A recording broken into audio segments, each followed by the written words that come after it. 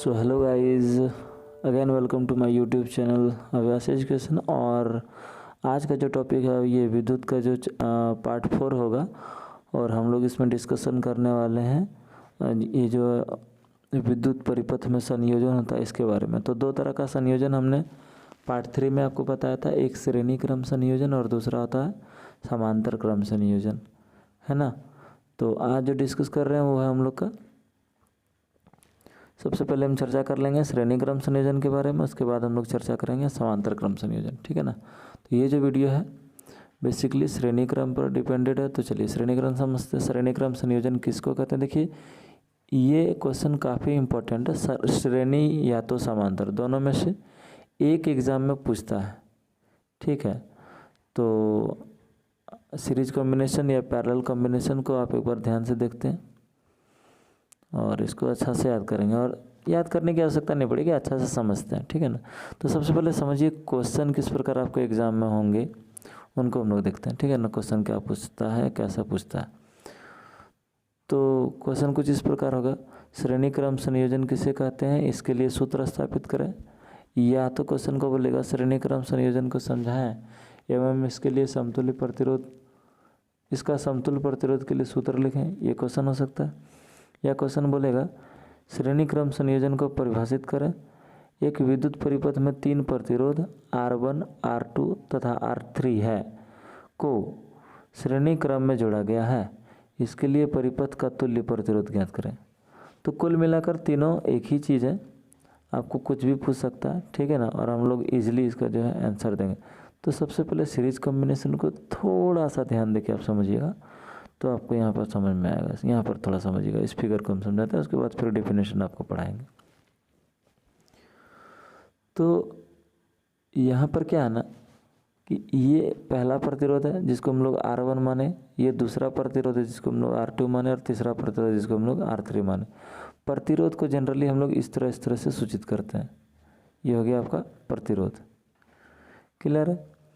तो पहला जो प्रतिरोध है वो R1 है, दूसरा जो प्रतिरोध है वो R2 है, तीसरा जो प्रतिरोध है वो R3 है। तो आप क्या देख रहे हैं कि यहाँ जो प्रतिरोध जुड़ा है, पहला प्रतिरोध का, मान लेते हैं ये कोई प्रतिरोध है, सपोज करिए, थोड़ा सा समझ लीजिए। तो ये पहला सिरा होगा और ये जो है वो क्या होगा, उस प्रतिरोध का दूसरा सिरा।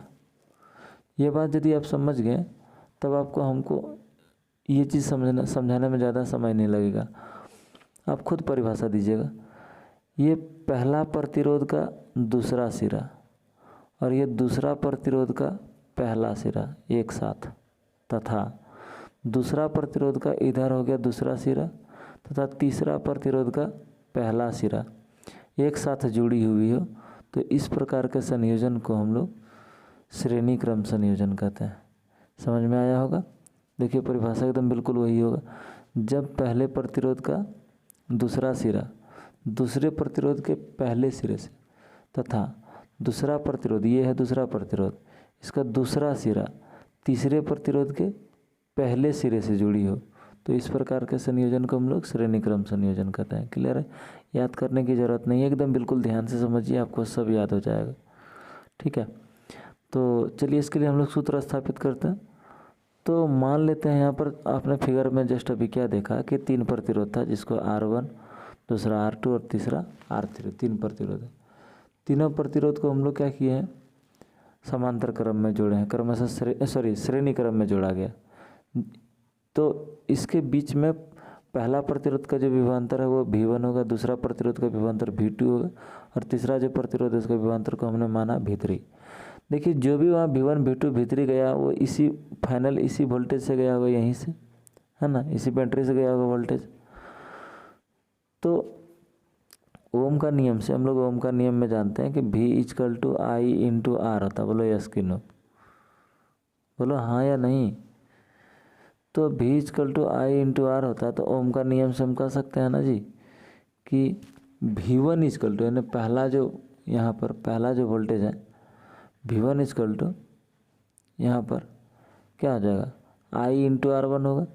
दूसरा में क्या होगा, V2=I/R2, और तीसरा प्रतिरोध के लिए क्या आ जाएगा, V3=I/R3। समीकरण 1, समीकरण 2 और समीकरण 3। तब जब आप समीकरण 1, 2, 3 को जोड़ेंगे तो इधर हो जाएगा V1 plus V2 plus V3, उधर हो जाएगा IR1 plus IR2 plus IR3।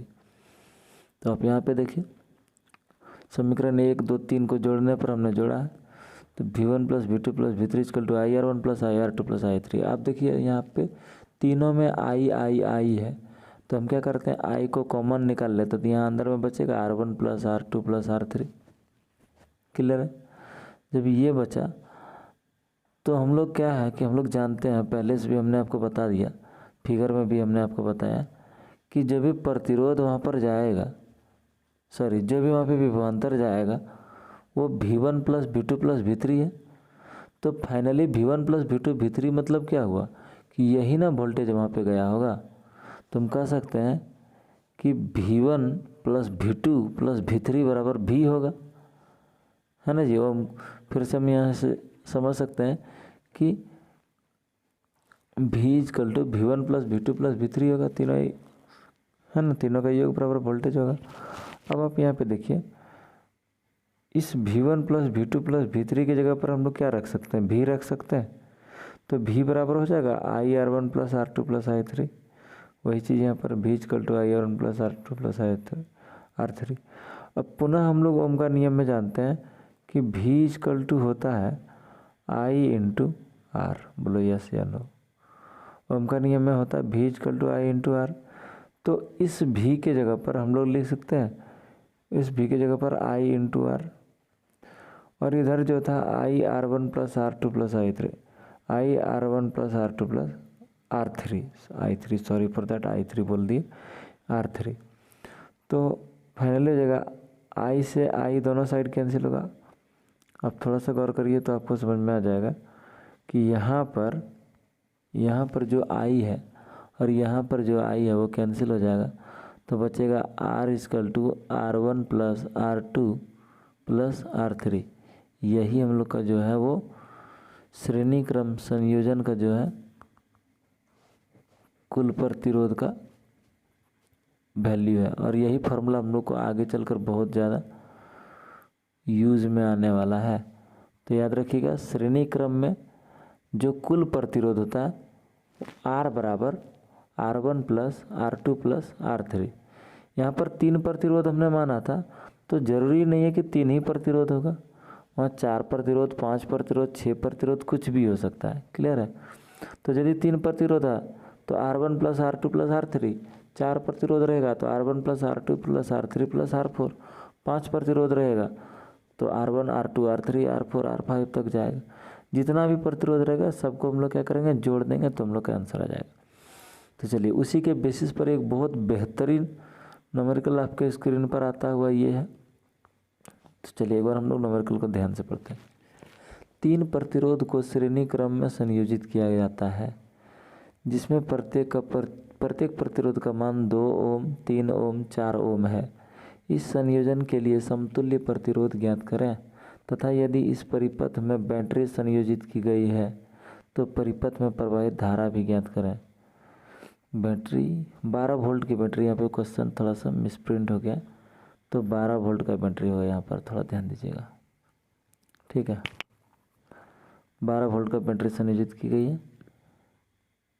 तो हम लोग को कुल प्रतिरोध ज्ञात करना है। तो हम लोग जानते हैं कि जब संयोजन इस प्रकार श्रेणी क्रम संयोजन है और यहाँ पर क्या किया है, ये है कोई बैटरी या सेल, जो भी बैटरी दिया है ना, बड़ा वाला जो है प्लस चार्ज होता है, छोटा वाला जो है वो माइनस चार्ज होता है ना जी। इसका जो प्रतिरोध है वो दे दिया है 2 ओम, इसका प्रतिरोध का मान 3 ओम और इसका प्रतिरोध का मान 5 ओम। तो कुल प्रतिरोध श्रेणी क्रम में होता है R equal to R1 plus R2 plus R3। जब तीनों को जोड़ेंगे तो कितना ओम हो गया, 10 ओम। बोलो हाँ या नहीं, कितना हो गया, 10 ओम। जब 10 ओम हम लोग के पास आ गया कुल प्रतिरोध, तो फिर हम लोग ओम का नियम से जानते हैं, और वोल्टेज का मान यहाँ 12 वोल्ट दे चुका है, तो हम ओम का नियम से जानते हैं I इक्वल टू V/R। क्योंकि यहाँ क्वेश्चन पूछा था प्रवाहित धारा का मान ज्ञात करें, है ना लास्ट में। तो धारा मतलब क्या, I बराबर होता है V/R। V का मान था आपका 12 वोल्ट और R का जो प्रतिरोध का कुल मान था आपका 10 ओम। जब इसको डिवाइड करेंगे तो हो जाएगा 1.2 ओम। 12 को डिवाइड करिए 10 से तो 1.2 ओम आएगा। क्लियर है? आई होप कि आपको ये चीज़ ज़रूर समझ में आ गया होगा। इसी तरह का बहुत सारा न्यूमेरिकल जो है वो आपके बुक में, एनसीईआरटी बुक में होगा, या चाहे जो भी बुक है, वो जिस भी बुक को आप फॉलो करते हैं उस बुक में बहुत सारा न्यूमेरिकल होगा। आप सभी न्यूमेरिकल को बताइएगा और आप निश्चित रहिए, हम इस चैप्टर में इसमें अभी भी 9 पेज है और पार्ट 1 और पार्ट 2 में हम लोग 4-5 पेज को पढ़ चुके हैं ऑलरेडी। तो कुल मिलाकर 13-14 पेज का जो नोट्स है, इसमें काफ़ी सारा न्यूमेरिकल आने वाला, तो और आपको बड़ा मज़ा आएगा। इसलिए आप निश्चित होकर रहिए, हम आपको पूरी तरह से सारा डिस्कस करके देंगे। ठीक है, तो चलिए आज हम लोग इतना ही रखते हैं, फिर हम लोग डिस्कस करेंगे समांतर क्रम संयोजन। फिर हम लोग समांतर क्रम संयोजन का जो है फार्मूला डिस्कस करेंगे, फिर हम लोग उस पर न्यूमेरिकल भी डिस्कस करेंगे। मेरे प्यारे बच्चों, मैंने काफ़ी बार देखा कि इस नंबर पे बहुत सारे बच्चों का कभी कभी कॉल आ जाता है और यूँ ही कॉल करके इन्फॉर्मेशन लेते हैं। तो कमेंट पे आप कमेंट करिए, हम कोशिश करेंगे कि कोशिश क्या, हम 100% आपके कमेंट का रिप्लाई करेंगे, क्योंकि कॉल जब आ जाता है तो उस सिचुएशन में बहुत तरह का प्रॉब्लम हो जाता है। और यहाँ पर ये जो नंबर है ये व्हाट्सएप के लिए ओनली है, कॉल भी इस पर आता है, बट लेकिन आप इसमें कॉल मत करा करिए। जितना भी स्टूडेंट है जो ऑनलाइन मेरे से पढ़ रहे हैं उससे रिक्वेस्ट करते हैं कि आप हमें इस नंबर से व्हाट्सएप पे जो भी तरह का डिस्कशन है वो कर सकते हैं, या फिर आप हाई कर लीजिएगा और बोल दीजिएगा सर ऑनलाइन ग्रुप में आप ऐड कर लीजिए। तो जो मेरा ऑनलाइन ग्रुप है तो वहाँ पे आपको इंक्लूड कर देंगे, वहाँ पे आपको सभी नोट्स मटेरियल PDF वगैरह जो भी तरह का मटेरियल होगा सब चीज़ आपको प्रोवाइड करा दिया जाएगा। तो प्लीज़ आप इस नंबर पे कॉल मत करिएगा, क्योंकि बहुत सारा डिस्टर्बेंस होता है और हमें वीडियो वगैरह बनाने में बहुत तरह का असुविधा होता है। इसके लिए माफ़ करिएगा और हमें सिर्फ़ और सिर्फ व्हाट्सअप करिएगा इस नंबर से। ओके, तो चलिए फिर मिलते हैं कल एक नया टॉपिक जो कि हम लोग का होगा समांतर क्रम संयोजन के साथ।